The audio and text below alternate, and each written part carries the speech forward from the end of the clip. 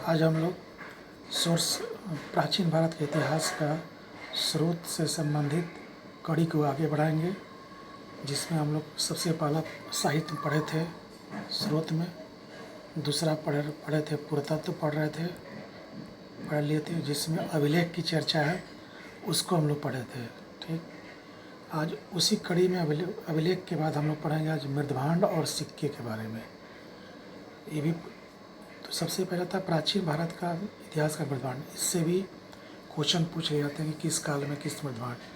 तो मृदभांड, अब हम लोग आते हैं मृदभांड। मृद माने मिट्टी, भांड मीन्स बर्तन, यानी मिट्टी का बर्तन को हम लोग क्या बोलते हैं, मृदभांड। तो मृदभांड भी पुरातत्व स्रोत में आता है। ठीक, अब आता है कि प्रत्येक प्राचीन काल में हम देखेंगे कि सब प्राचीन काल के सभी खंडों में हम देखेंगे, सभी इतिहास के खंडों में देखेंगे कि उस समय के मनुष्य किसी न किसी तरह का मृदभांड का प्रयोग करते थे, जो एक कल्चर से दूसरे कल्चर को अलग करता था। तो मृदभांड के माध्यम से भी हम कल्चर को क्या करेंगे, एक दूसरे से अलग पहचान बनाए बताएंगे। यानी इसका मतलब हुआ कि मृदभांड जो है वो एक दूसरे कल्चर की अलग विशेषता को बताता है। यानी विभिन्न काल के लोग अलग अलग तरह के मृदभांड का प्रयोग करते थे, वह मृदभांड उनकी अलग विशेषताओं को दर्शाता है। ठीक, जैसे हम पाषाण युग में जाएंगे, नवपाषाण युग में जाएंगे, ताम्रपाषाण युग जाएंगे, तो उस समय का मृदभांड उतना फेमस नहीं था। ठीक, तो जितने भी टॉपिक है पाषाण युग से लेकर गुप्त काल तक, इस काल तक के जितने भी काल है, मुख्य काल है, उसमें मृदभांड की जो चर्चा है उनका हम लोग यहाँ पर अध्ययन करेंगे। ठीक, जैसे सिंधु घाटी सप्ताह का बराबर पूछता है कि सिंधु घाटी सप्ताह के लोग काले और लाल रंग का मृदभांड का प्रयोग करते थे। ठीक, तो पूछ देगा सिंधु घाटी सप्ताह के लोग किस तरह के मृदभांड का प्रयोग करते, और यही मृदभांड इनको एक अलग तरह की अन्य सप्ताहों से इनको अलग करता था। यानी इस तरह के मृदभांड का प्रयोग अदर कल्चर वाले लोग नहीं करते थे, इसीलिए सिंधु घाटी सप्ताह इससे पहचान बनती थी कि ये लोग सिंधु घाटी सप्ताह के लोग हैं। जैसे कैसे आज है, मुस्लिम इलाके में जाओगे तो वहाँ पेशाब करने के बाद बर्तन टोटी वाला यूज करता है लोग, इससे पता चल जाएगा कि हम मुस्लिम कल्चर के लोग हैं। ठीक, उसी तरह से मृदभांड भी है। मृदभांड जो है एक अलग कल्चर को दर्शाता था। जैसे सिंधु घाटी सप्ताह के लोग थे, सिंधु घाटी सप्ताह के लोग जहाँ जहाँ बसे वे लोग काले और लाल रंग के मृदभांड का प्रयोग करते थे, जिससे पता चलता कि ये कल्चर सिंधु घाटी सप्ताह का। ठीक, जैसे अब कैसे पहचानते थे, जैसे मान लो कोई बर्तन बनाया मिट्टी का, इस मिट्टी के अंदर जो था, अंदर जो है मिट्टी के अंदर काले रंग का मिट्टी बर्तन बनाने के बाद उसको धीमी आंच पर पका के उसके अंदर को काले रंग से रंगते थे और बाहर को लाल रंग से। तो अंदर को काले रंग से और बाहर को लाल रंग से, यही उनकी मृदभांड की विशेषता थी। और ये मृदभांड जहाँ जहाँ मिलता था इससे पता लगाया जाता था कि ये सिंधु घाटी सप्ताह के लोग ही थे। ठीक, तो फिर भी ये सिंधु घाटी सप्ताह के लोग किस तरह के मृदभांड का प्रयोग, काले और लाल रंग का। ठीक, तो काले का प्रयोग क्या होता है, बर्तन के अंदर में, और लाल बर्तन के ऊपर। ठीक, अब आता है उत्तर वैदिक काल का। ठीक, ऋग वैदिक काल का उतनी विशेषता नहीं है। उत्तर वैदिक काल में 1000 BC में PGW एक कल्चर था, यानी PGW एक स्थानीय संस्कृति थी। ये तो पूछ सकता है कि PGW किस तरह की संस्कृति थी, तो स्थानीय से बताएंगे अभी हम क्यों थी स्थानीय संस्कृति। PGW को हम लोग स्थानीय संस्कृति बोलते हैं। इसलिए स्थानीय संस्कृति बोलते हैं कि जब आर्य लोग के बारे में बोला था कि बाहर से जब आए थे, जो यहाँ वैदिक काल का निर्माता थे, तो यहाँ स्थानीय कल्चर के लोग जो थे इनके कल्चर से भिन्न थे, और यही लोग यहाँ पर एक विशेष प्रकार का मृदभांड बनाते थे जो आर्य लोग से भिन्न था। ठीक, तो उत्तर वैदिक काल के जो लोग थे PGW कल्चर से परिचित थे, स्थानीय संस्कृति थी। इसका मतलब हुआ कि ये लोग यहाँ के लोकल लोग थे। ठीक, अब आता है, इसको कहते हैं PGW लोग पेंटेड ग्रे वर, चित्रित धूसर मृदभांड। सबसे पहले 1946 में आइशन पंचाल की राजधानी है, जो पंचाल की राजधानी थी। जब महाजनपद पढ़ेंगे तो उसमें पंचाल की राजधानी है, आइशन, काम्पिल, ये सब। ठीक, ये उत्तर प्रदेश के पास और यूपी के बॉर्डर पर पड़ता है, ठीक ना। यूपी उत्तर प्रदेश और नेपाल के बॉर्डर पर पड़ता है। वहीं पर 46 में इस कल्चर व इस मृदभांड को सबसे पहले देखा गया, खोजा गया, पुरातत्ववेताओं ने खोजा। और इसका काल C14 कार्बन पत्ती से 1000 BC निकाला। ठीक, तो PGW जो कल्चर है, पेंटेड ग्रेवर, चित्रित धूसर मृदभांड। ठीक, तो चित्रित धूसर जो मृदभांड है वो किस काल से पूछता बराबर। ये हमारा उत्तर वैदिक काल से। कब का? ये 1000 BC का है, ध्यान रखना। कब का? तो 1000 BC का है। अब आ जाएगा किस संस्कृति के घोतक थे? स्थानीय लोग थे यहाँ के, यानी बाहरी लोग नहीं थे। तो 3 है, 1000 BC का है, उत्तर वैदिक काल का है और स्थानीय संस्कृति है। इस सबसे पहले मृदभांड का पता कब चला? 1946 में। कहाँ से मिला? आइशन से। ठीक, अब आता है कि बनता कैसे था। तो पहले उस समय के कल्चर के लोग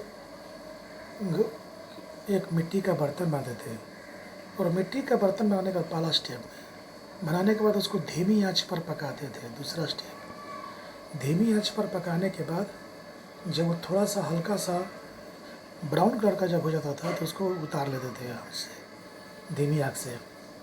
उसके बाद उस पर उसका चित्रण करते थे गुलाबी रंग से। और यही कल्चर वाला जो बर्तन होता था उत्तर वैदिक काल का घोतक था, इसका नाम था PGW। ठीक, ये काफ़ी बार क्वेश्चन आता है। ये बहुत जितने मृदभांड से हम टॉपिक पढ़ा रहे हैं सारा इम्पोर्टेंट है। NBPW। ठीक, उत्तरी काली पालिश मृदा, नॉर्दर्न ब्लैक पेंटेड वार, उत्तरी काली पालिश मृदा। ठीक, ये 600 BC से लेकर 180 BC तक चला, यानी बौद्ध धर्म और मौर्य काल तक चला। ये काफ़ी लंबे समय तक ये चला। इसका यानी बौद्ध धर्म से शुरू होकर मौर्य काल तक ही चला। यानी 2 काल तक ये। इसको उत्तरी काली क्यों कहा गया? तो ये उत्तर भारत में देखा गया, दक्षिण भारत में नहीं देखा गया, इसका नाम पड़ा गया उत्तर काली पालिश दान। इसमें क्या होता कि जब बर्तन बनाते थे तो उसका अंदर या बाहर, बर्तन बनाकर उसके अंदर भी और बाहर भी दोनों तरफ काले रंग से पॉलिश किया जाता था।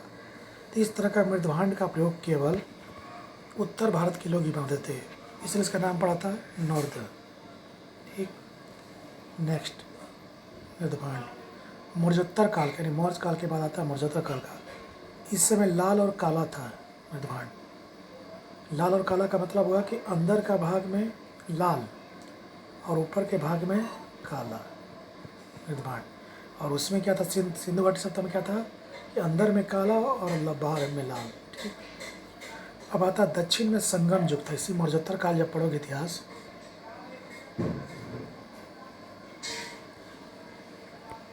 तो हम लोग पढ़ेंगे यहाँ पर चेर चोल पांडे। ठीक, चेर चोल पांडे इस एरिया में यहाँ पर एक तो अर्कमेडू बंदरगाह था। ठीक, इसी बंदरगाह पर से इस समय जब सब इतिहास पढ़ेगा तो पता चलेगा कि यहाँ पर रोमन साम्राज्य से काफ़ी सिक्के का व्यापार होता था। ठीक, काफ़ी फला फूला था आफ्टर मौर्य में। इसी समय में रोमन साम्राज्य के एरेटीन और इम्फोरिन नामक एक मृदभांड मिला, जो भारतीय नहीं था। ये हो सकता है, कौन इसमें भारतीय नहीं था? BRW, RPW, PGW और दे देगा एरोटीन। तो एरेटीन और एम्फोरिन जो मृदभांड था वो रोमन साम्राज्य का था, जो अर्कमेडू बंदरगाह से मिला है। ठीक, अर्कमेडू बंदरगाह से इसकी चर्च खुदाई मिला हुआ। ठीक, एरेटीन और एम्फोरिन कहाँ का था? रोमन का था। इस तरह का था। तब जो भी बर्तन था उसमें 2 टोटे वाला, जैसे कि मान लो ये बर्तन है, इसमें इधर से भी पकड़ने वाला, 2 हत्थे वाला, 2 हत्थे वाला मृदभांड था। तो 2 हत्थे वाला मृदभांड किस काल का प्रतीक है? तो संजम युग का। ये स्थानीय था कि बारिश है तो बाय बोलना। कहाँ से आता था ये? रोमन साम्राज्य के। ठीक, शीशे का बर्तन को दोनों तरफ से बनना था इसको, मृदभांड को। ठीक, अब आता है गुप्त काल का निर्माण। लाल रंग का था। मिट्टी का बर्तन बना देने के बाद उसका अंदर से और बाहर से दोनों तरफ से लाल रंग से प्रयोग किया जाता। तो 4 हो गया हमारा, 4 हो गया। पहला हो गया सिंधु घाटी सप्ताह का, तो दूसरा हो गया उत्तरवेदी का, तीसरा फिर हो गया मौर्योत्तर काल का, फिर गुप्त काल का निर्माण। बस इतना ही करना। लेकिन सबसे ज़्यादा जो इम्पोर्टेंट है वो है, बार बार पूछा है, सिंधु घाटी सप्ताह का और उत्तरवेदी काल का। ठीक, अब आता हम लोग पुरातत्व में सिक्का पढ़ेंगे। ठीक, ये भी काफ़ी इम्पोर्टेंट है। जैसे पूछता है सिक्के का अध्ययन को क्या कहते हैं। ठीक, तो सिक्के का अध्ययन को कहते हैं न्यूमिस्टिक्स। तो न्यूमिस्टिक्स मतलब सिक्के का अध्ययन होता है। ठीक, दूसरा होता है कि सिक्के हम लोग क्यों पढ़ेंगे, तो सिक्का भी पुरातत्व है। इससे पता है कि किसी राजा का साम्राज्य विस्तार कितना था, कहाँ जहाँ जहाँ उसका सिक्का मिला माना था कि साम्राज्य विस्तार था। लेकिन इसका इस शोध का विषय है कि बहुत सारे सिक्के दूर तक मिलना ये जरूरी नहीं है कि सिक्का से उनका साम्राज्य विस्तार था, हो सकता था कि व्यापार रहा वहाँ तक क्या होगा। तो बहस का विषय क्रियाकलाप, किस तरह का सिक्के का लोग प्रयोग करते थे, ये सब जानना है। कहाँ पर उनका अर्थ, कौन लोग सिक्का जारी करते थे, किसको सिक्का जारी करने का अधिकार नहीं था। अर्थव्यवस्था, अगर सिक्के का प्रयोग में मिलावट होगा तो गिरती अर्थव्यवस्था होगा। सिक्के का प्रयोग में मिलावट अगर नहीं होगा तो अर्थव्यवस्था मजबूत होगी, भव्य। ठीक, तो किसी साम्राज्य की भव्यता को बताता था सिक्का। सिक्के किस किस की धातु के बनते थे, तो चांदी का, तांबा का, सोना का और मिश्रण मतलब चांदी और तांबा का। अब होता भारत के इतिहास में सिक्के का इतिहास क्या है और कैसे समय समय पर सिक्के में बदलाव आया।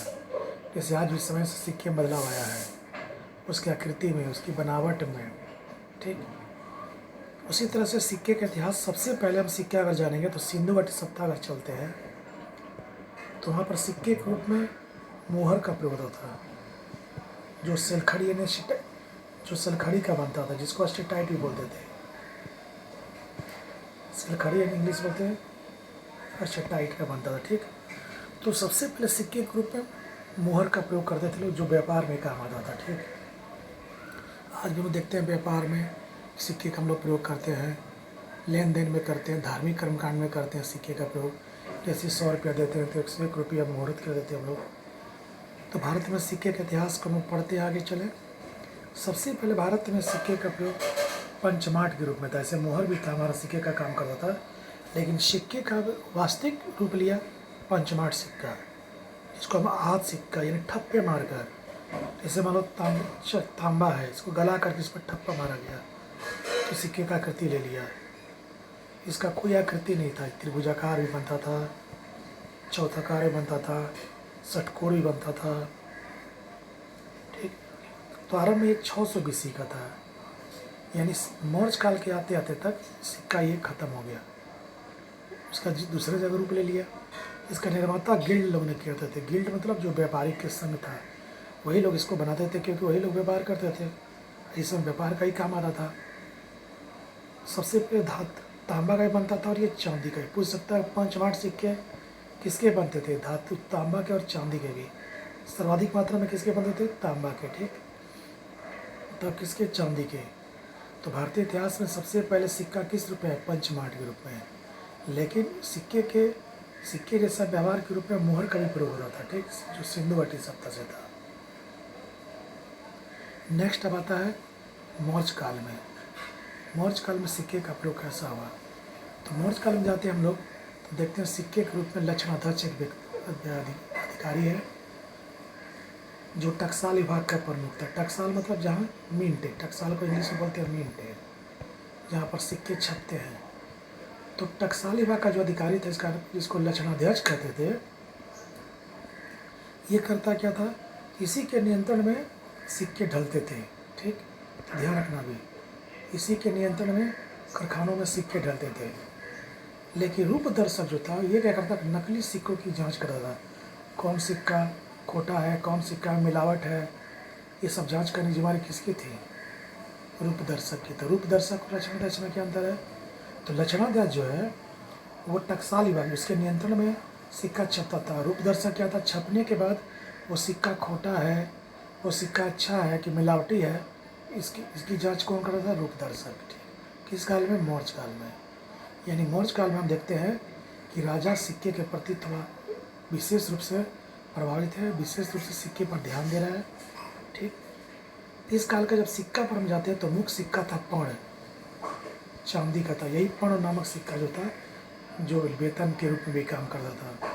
सैनिकों को वेतन देना है, अधिकारियों को वेतन देना है, सैनिक को वेतन देना है, अधिकारी को वेतन देना है, तो ये पर्ण सिक्का काम करता था। अब इस काल के अन्य सिक्के भी थे, जैसे निष्क था, इसको सोने का सिक्का बोला था, लेकिन स्पष्ट नहीं है। कुछ लोग कहते हैं कि हार से इसकी तुलना की जाती थी। ठीक, शतमान सिक्का चांदी का था, कसारपण सिक्का ये भी चांदी का था, मासक और कांकड़ी तांबे का सिक्का था। पूछ सकता है मौर्य काल में कांकड़ी नामक सिक्का किसका था, तांबे का था। तो मासक और कांकड़ी क्या था, तांबे का बनता था। कसारपण और शतमान क्या था, चांदी का था। निस क्या, सोने का था, लेकिन स्पष्टीकरण नहीं है। सोने का हम स्पष्टीकरण देखेंगे सिक्का आफ्टर मौर्य में। ठीक, अब आफ्टर मौर्य जाता है।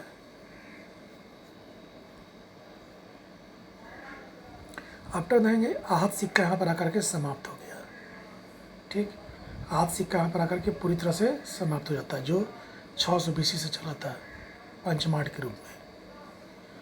इसी समय सोने का सिक्का स्पष्ट हुआ है। तो सिक्के में परिवर्तन क्या है, तो सोने का सिक्का स्पष्ट। पढ़ना कैसे है, सिक्का पढ़ रहा है तो हर काल में क्या क्या परिवर्तन है इसको पढ़ लो। क्या कैसा सिक्का बनता था, किस आकृति का बनता था, कौन सा धातु का प्रयोग नया नया हुआ। तो सोने का सिक्का स्पष्टीकरण कब हुआ, तो बोल देगा आफ्टर मौर्य में। ठीक, इंडो ग्रीकों ने चलाया। इंडो ग्रीक कौन थे, तो भारत पर जब ग्रीकों ने अटैक किया तो पश्चिम उत्तर प्रांत बस गया, तो इनका ग्रीक प्लस यूनान के थे इसलिए ग्रीक हो गया, और भारतीय कल्चर को मिला दिया इंडो को, तो इंडियन ग्रीक कहा जाता है इसको। जैसे इंडो इस्लामिक संस्कृति, इस्लाम और इंडो का उसमें समावेश है, ये सही है। इंडो ग्रीक ने चलाया। तो पूछ देगा सोने का सिक्का पहले किसने चलाया, इंडो ग्रीकों ने। शुद्ध किसने चलाया, कुषाणों ने। सर्वाधिक किसने पहले चलाया, तो गुप्तों ने। तो सोने का सिक्का पहले कौन चलाया, इंडो ग्रीक। शुद्ध मतलब उसमें शुद्धता पर ज़्यादा ध्यान रखा गया। जब सोने का सिक्का क्यों शुद्ध था, क्योंकि सोने का व्यापार, जब हम लोग रेशम का विभिन्न प्रकार का भारत से रोम भेजते थे, सोना सामान भेजते थे, तो उसके बदले सोना देता था लोग, तो सोने की भरमार थी। लेकिन रोमन साम्राज्य का विघटन हो गया, तो वहाँ से व्यापार आना कम हो गया मध्य एशिया से, तो उधर से क्या हुआ, रोमन साम्राज्य से, तो सोने के सिक्के कम पड़ गए। तो लोग लगा उसको सोने का सिक्के में मिलावट डालने, ताकि मिलावट डालने से क्या होगा, सोना की शुद्धता घट गई और सर्वाधिक हो गया गुप्तों के काल में। लेख युक्त सिक्का चलाया इसी काल में। लेख युक्त भी सिक्का चला, इंडो ग्रीक ने चलाया था, जो यूथ्रिडेमस नामक शासक था। इससे क्या हुआ, क्रमबद्ध इतिहास मिल गया कि किस राजा का कब से कब तक। जैसे मान लो एक राजा आया, उसने अपना मान लो 185 BC से लेकर 205 AD तक का चलाया सिक्का। फिर अगला शासक आया 205 से 220 तक का चला। तो इससे क्रमबद्ध मिल गया कि किस राजा के बाद कौन सा राजा आया और कब कब क्या क्या घटना घटी। ठीक, तो लेख युक्त सिक्का से क्या चला पता हमको, क्रमबद्ध इतिहास का। सबसे पहला लेख युक्त सिक्का पूछ दिया किसने चलाया, तो इंडो ग्रीकों ने। ठीक, अब आया सिक्कों पर लिपि। इंडो ग्रीक जो सिक्का चलाया था उसके लिपि में अग्रभाग में ग्रीक था। सिक्का में अग्रभाग में जो ऊपर, जैसे मान लो यहाँ 10 रुपये लिखा हुआ, तो ऊपर में ग्रीक भाषा में लिखा था, अब पीछे में था खरोष्टी लिपि में। तो अग्रभाग पर ग्रीक लिपि का, और पक्ष भाग मतलब पीछे का भाग में खरोष्टी लिपि पर। तो पूछ देगा कि लेख युक्त सिक्का किसने चलाया था, इंडो ग्रीक में। कब चला था, आफ्टर मौर्य में। सोने का सिक्का किसने चलाया, इंडो ग्रीक ने। शुद्ध किसने चलाया, कुषाणों ने। सर्वाधिक किसने चलाया, तो गुप्तों ने। ठीक, नेक्स्ट कुषाण काल में आते हैं, ये भी आफ्टर मौर्य में है, कुषाण काल में। इस समय सोने का सिक्के को बोलते थे दीनार, जिसको अभी बताए थे शुद्ध कुषाणों ने, सर्वाधिक किसने, गुप्तों ने।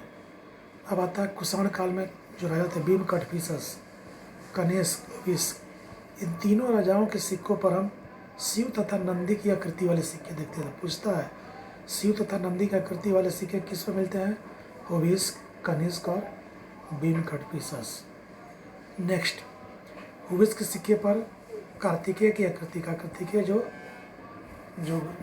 कार्तिकेय जो थे, जिसके बारे में पता ही है, शिव जी का पुत्र थे कार्तिकेय, उन्हीं के बारे में है। तो उनकी चर्चा बताओ, उन किसके सिक्के पर कार्तिकेय की आकृति मिलती है? तो भी इसको पूछ देगा। शिव नंदी का आकृति 3 राजाओं के। नेक्स्ट, अब आता है संगम युग में। इसी में दक्षिण में संगम युग था, ठीक। संगम युग छूट गया, मिसप्रिंट हो गया है, संगम युग, ठीक। इसी संगम युग में जो रोमन सिक्के मिले, अभी बताए थे रोमन मृदभांड, रोमन सिक्के जो मिले हैं स्वर्ण के मिले, ठीक ना। ये अगस्टस और नीरो के थे। अगस्टस और नीरो के देखे थे कि रोमन आफ्टर मर्ज में रोम से काफ़ी व्यापार होता था सोने का। इतना व्यापार होता था, यहाँ से मसाला आता था और मसाले के उपलक्ष्य में यहाँ पर सोना था। इस पर कहावत भी है कि जब रोम जल रहा था तो नीरो बंसी बजा रहा था। उसको मतलब ही नहीं था कि सोना मेरा जा रहा और हमें आप खुश हैं। सतवाहन काल, तो आफ्टर मर्ज में टॉपिक है सतवाहन काल। इसमें लोगों ने रांगा चलाया था। रांगा जो हम लोग पोटी, इसको बोलते हैं पोटी नहीं रांगा, जो शोल्डर के काम नहीं आता, जो इलेक्ट्रिक लोग लगाता है लोग, वही है रांगा का।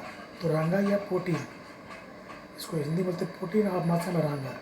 रांगा या पोटी का सिक्का कौन चलाया था? सतवाहनों लोग, जो महाराष्ट्र में बसे थे, जिनकी राजधानी प्रतिष्ठान या पैठान थी, जो गोदावरी नदी के तट पर थी, ठीक। तो इनकी राजधानी कहाँ थी? प्रतिष्ठान, जिसको पैठान भी बोलते थे। कौन नदी के तट पर थे? गोदावरी नदी के तट पर, ठीक। शीशे का सिक्का इन्होंने चलाया था सबसे पहले प्रतीकात्मक रूप। प्रतीकात्मक मतलब कि वो व्यापक रूप नहीं था उसको कि हाँ ये सिक्का कैसे हम लोग चलाते हैं 150 रुपये का सिक्का रविंद्रनाथ टैगोर की जयंती पर, तो प्रतीक चिन्ह है। उसी तरह से शासक और सिक्के इस काल के, सतवाहन काल के। यज्ञ श्री सातकर्णी का सिक्का जब देखोगे तो उस पर 2 मस्तूल वाले जहाज मिलेंगे, जिससे पता चलता है कि समुद्र से लोग परिचित थे, समुद्र से लोग परिचित थे और व्यापार होता था, समुद्री व्यापार। मस्तूल का मतलब होता है, जब हम लोग देखेंगे प्राचीन काल में जब लोगों को दिशा ज्ञान नहीं था या स्टीमर का प्रयोग नहीं होता था, तो जहाज़ पर देखेंगे ऐसे मस्तूल बनता था। इसी के सहारे, हवा के सहारे ये आगे बढ़ता था जहाज़, तो ये मस्तूल है। अब होता था सातकर्णी प्रथम, इस पर अश्व की आकृति है, जिससे पता चलता कि अश्वमेध यज्ञ किया था। अश्वमेध यज्ञ बताए थे पिछले में क्लास में भी कि जब किसी राजा को अपने साम्राज्य का विस्तार करना होता था तो घोड़े को छोड़ता था। घोड़ा जहाँ जहाँ आबाद रूप से जाता था वो साम्राज्य उसका अंग मान लिया था। और जब राजा जिसने भी इसके घोड़े को पकड़ा उसको युद्ध करना पड़ा था राजा से, ये ठीक। नेक्स्ट है गुप्त काल का सिक्का। सर्वाधिक सोने का सिक्का इन्होंने जारी किया, लेकिन उसमें शुद्धता का भाव था। क्यों? बताए थे कि रोमन साम्राज्य का जब डिक्टन हो गया तो वहाँ से व्यापार आना बंद हो गया। व्यापार आना बंद हुआ तो सोने का कमी हो गई, और सोने की कमी हो गई तो सोने की कमी को पूरा करने के लिए उसे मिलावट का प्रयोग किया गया। तो मिलावट के चक्कर में क्या हुआ कि शुद्धता कम हो गई लेकिन व्यापकता बढ़ गई, ठीक। आकृति में क्या परिवर्तन आया? तो गरुड़, वांसुरी, स्वास्तिक चिन्हों का प्रयोग होने लगा। पहले देवी देवताओं का था, अब इन सब प्रयोग होने लगा। किसका गुप्त काल में किस राजा का नहीं है? तो श्रीगुप्त का नहीं है, घटोत्कच का अभी तक कोई सिक्का नहीं मिला है, ठीक। पूछता है किसका सिक्का नहीं मिला है? चौथ प्रथम का मिला है।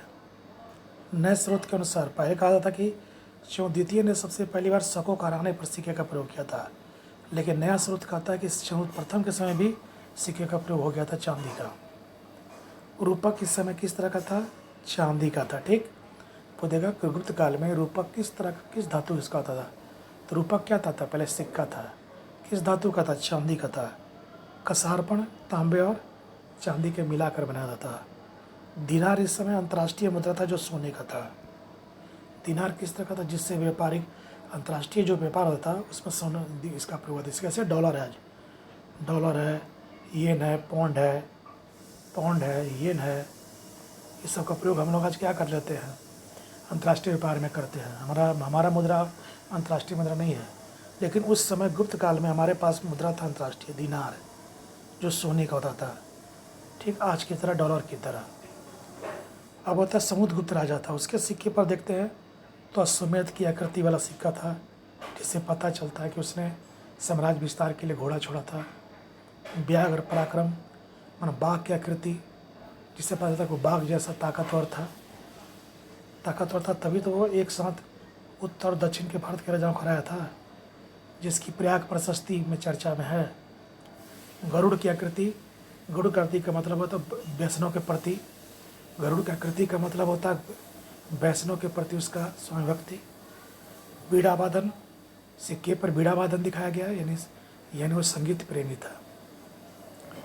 ठीक है, आज हम लोग का प्राचीन भारत का स्रोत टॉपिक ख़त्म हुआ, जो 3 चरणों में चला था। पहला साहित्य, जिसमें पढ़ाए थे कौटिल्य का अर्थशास्त्र, रंगड़ी, मेगासनेस का इंडिका तथा अन्य पुस्तक। ठीक, जो उसमें छूट गया रहेगा क्लास के दौरान हम बता देंगे, इसको टॉपिक के दौरान। दूसरा हम लोग पढ़ते हैं पुरातत्व में अभिलेख, मृदभांड और सिक्के, बस यही पढ़ना और सब टिक मार लेना कैसे। ठीक, अब आगे हम लोग जो टॉपिक पढ़ेंगे बताते चले कि हम लोग अब इतिहास के प्राचीन काल के पहला खंड खत्म कर दिए। अब दूसरे खंड का जब आएगा इसका समय तो याद रखना, सब क्रमबद्ध पढ़ा के पढ़ना। हम बता देते हैं सभी टॉपिक को हम ध्यान देंगे समय समय पर। ज्योग्राफी, पॉलिटी का हम लोग कुछ सेक्शन पढ़ चुके हैं, प्रस्तावना, अनुच्छेद, उसको वहाँ देख लेना।